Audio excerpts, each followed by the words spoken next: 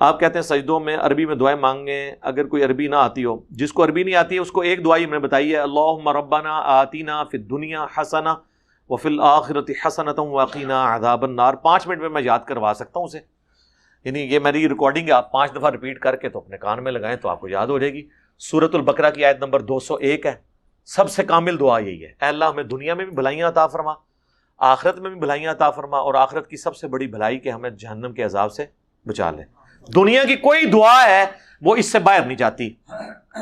اے مولویوں نے سال لگا دیا واقعنا عذاب القبری واقعنا عذاب الحشری, اوے جائلو, یہ سب آخرت میں چیزیں ہیں. بخاری و مسلم دونوں میں حدیث ہے, حضرت عائشہ کہتی ہیں نبی علیہ السلام اور میرا تھوک اللہ نے ایک جگہ جمع کر دیا. وہ جب مسواک نہیں چبائی جا رہی تھی تو حضرت عائشہ نے چبا کے دی.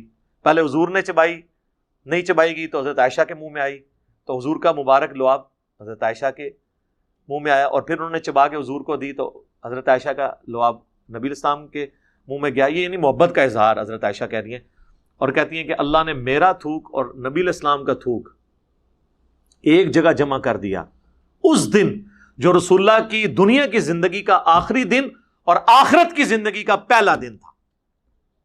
تو اما عائشہ نے کیا بتایا کہ وفات کا دن آخرت کی زندگی کا پہلا دن ہے, لہٰذا میت باہر بھی رکھی ہو تو آخرت کی زندگی میں ہے, میت قبر میں ہو تو آخرت کی زندگی میں ہے, میزان عمل پہ ہو تو آخرت کی زندگی ہے, پل صراط پہ ہو تو آخرت ہے. تو یہ دعا کامل ہوگی, ربنا آتینا فی الدنیا حسنہ وفی الآخرۃ حسنہ. تو مولوی نال ایویں ٹنڈا لاندے نے, ان تسلی نہیں ہوتی واقعنا عذاب القبری واقعنا عذاب الحشری, کئیوں کو تو ترجمے بھی نہیں آتے کہ یہ کہہ رہے کیا ہیں. بس یہ دعا کامل ہے, اور اس کے اوپر وہ بڑی رکت انگیز حدیث ہے صحیح مسلم کی. نبی علیہ السلام ایک صحابی کی عیادت کرنے کے لیے گئے تو وہ اتنا کمزور ہو گیا تھا جس طرح چڑیا. تو آپ صلی اللہ علیہ وآلہ وسلم نے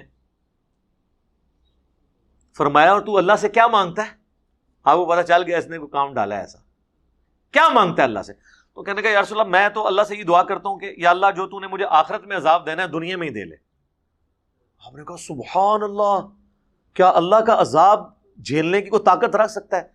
تجھے تو چاہیے تھا تو دعا کرتا اللہم ربنا آتینا فی الدنیا حسنہ وفی الآخرۃ حسنۃ وقنا عذاب النار. تو اللہ سے عذاب مانگ رہے. بخاری مسلم میں حدیث ہے, حدیث قدسی, میں اپنے بندے کے گمان کے قریب ہوں جس طرح مجھ سے گمان کریں. ہمیں اللہ سے اچھا گمان رکھنا چاہیے. تو آپ نے اسے یہ دعا تعلیم کی تو صحابہ کہتے ہیں کہ وہ دعا یہ پڑھنا شروع ہوا, کچھ دنوں میں اس طرح ہو گیا جیسے مردہ زندہ ہو جاتا ہے, وہ بالکل ٹھیک ہو گیا اس دعا کی برکت سے. بخاری مسلم دونوں میں حدیث ہے, حضرت انس بن مالک کہتے ہیں کہ نبی علیہ السلام اپنی دعاؤں میں کوئی اور دعا کریں یا نہ کریں ایک دعا آپ ضرور کرتے تھے, اللہم آتینا فی الدنیا حسنہ وفی الآخرۃ حسنۃ وقنا عذاب النار. حدیث میں اللہم آتینا ہے, سورۃ البقرہ میں 201 نمبر آیت میں ربنا آتینا ہے. میں اس لیے دونوں کو جمع کر لیتا ہوں, اللہم ربنا آتینا فی الدنیا حسنہ وفی الآخرۃ حسنۃ وقنا عذاب النار.